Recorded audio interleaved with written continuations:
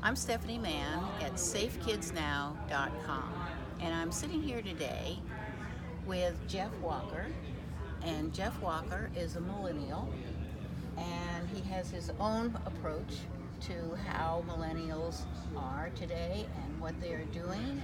And I want to ask you, what are you doing, and how is your life going? And I see this wonderful drug-free insignia, so tell us about you.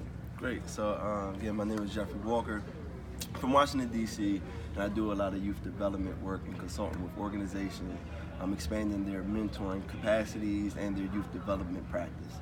And so currently, I am a consultant with Maryland Mentor, so I do mentor work and I do mentor training, and I'm also a contractor with D.C. Department of Behavioral Health with their consumer engagement team to go out into the communities and let the neighbors know about the services that we provide, the resources that their community have, and connect them with other providers and practitioners Wonderful. in Wonderful. DC. How many kids are you impacting or are you working with? Well, currently right now, I'm working with organizations who are now servicing young people in mentoring aspects. I'm working with 3 organizations, one in Kentucky, one in Baltimore, and one in DC on mentoring work. Mm-hmm. Well, we hear a lot about millennials, and do you have a lot of young people working with you, or are they older? What is the demographics there? So I work with organizations, and I too have worked with young people between the ages of 12 to 24. But my sweet spot is that transitional age youth of 17 to 24, 25. And I worked with young people and I trained them to mentor middle school kids while they were getting their Wonderful. GED. Wonderful.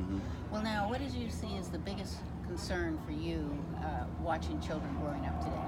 I think the disconnect between older people and younger people. I think there's a lot of adultism of older people coming down on young people about their choices, about their decision making, and not really giving them like a guide and a blueprint to be successful. I think there's a lot of shaming and a lot of chastising with some young people. You hear these young people talk about what they're getting in school and what they're not getting in school. Teachers are talking to them like they're less than human. And they also are able to see the distinctions of how people treat them based on their race, religion, and also sexual orientation. And they're able to identify these things as well. And what would you change if you could in the education system? What would you like to see change? Well, one thing that we have noticed is that there's a lack of minority male teachers in teaching positions. Most teachers are affluent, most teachers are women. And so with that, there's not a lot of connection between some students and the teachers that are serving them.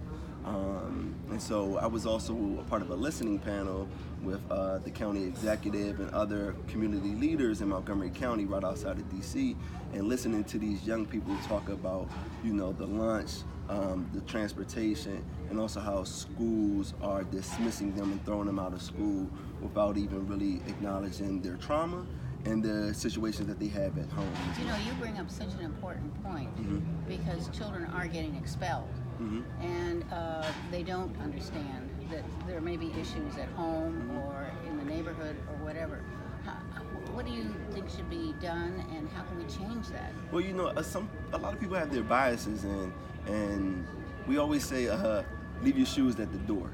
And so basically, don't bring your baggage into work. Don't bring your biases into work. And some of these teachers and some practitioners as well tend to bring their conflicts and their problems into the workplace, and then it comes out to the young people. And in turn, the young people as well, they're at home. Some of them are coming from homes of abusive backgrounds, substance abuse. They may be dealing with a lot of homelessness issues, lack of access, and then they're coming to school and being challenged.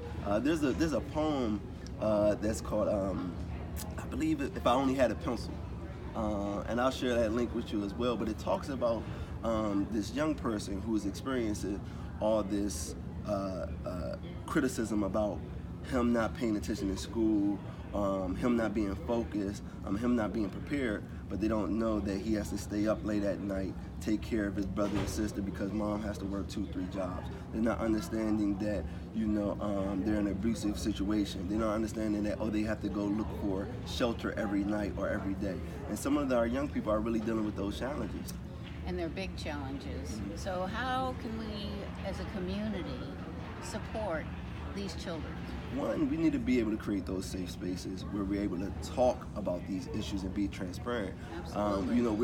We're in a society of nobody wants to hear about your problems, and also your parents will always tell you, hey, what goes on in this house stays in this house. Oh, I remember that one myself. Right. Go ahead. And so what we're already inherently teaching our young people is that we cannot talk about our problems, that we can't go out and look for additional support and help.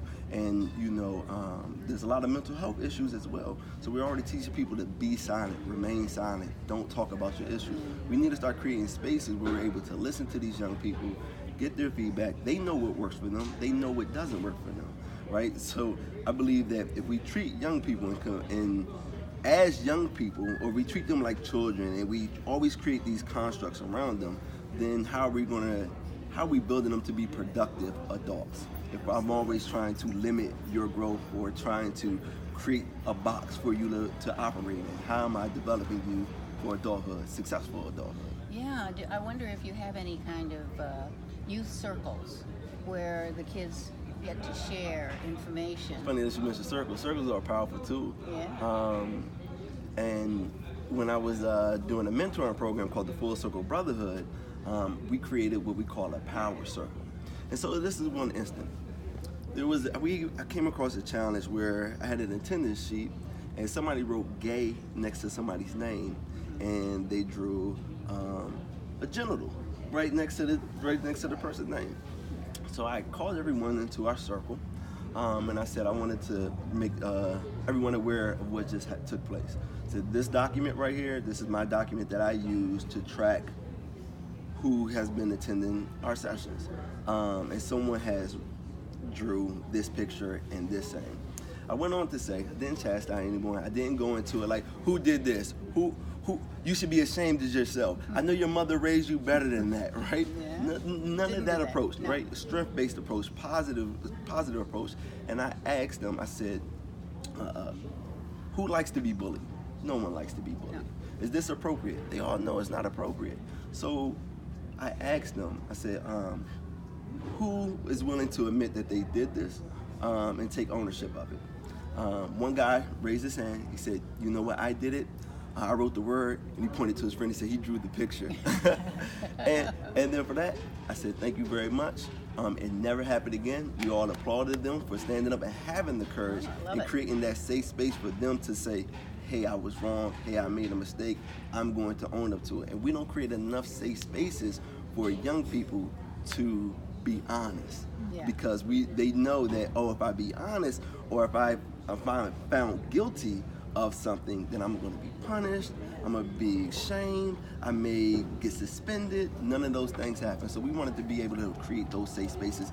And then from that moment on, we called that a power circle. And we always address things and any issue that we had in an open forum. Absolutely. Well, I want to thank you so much, Jeff, for sharing information, because I think you're amazing and what you're doing is so important. So thank you for joining us Thank today. you very much. Yeah. I appreciate everything that you're doing as well. Take care. All right.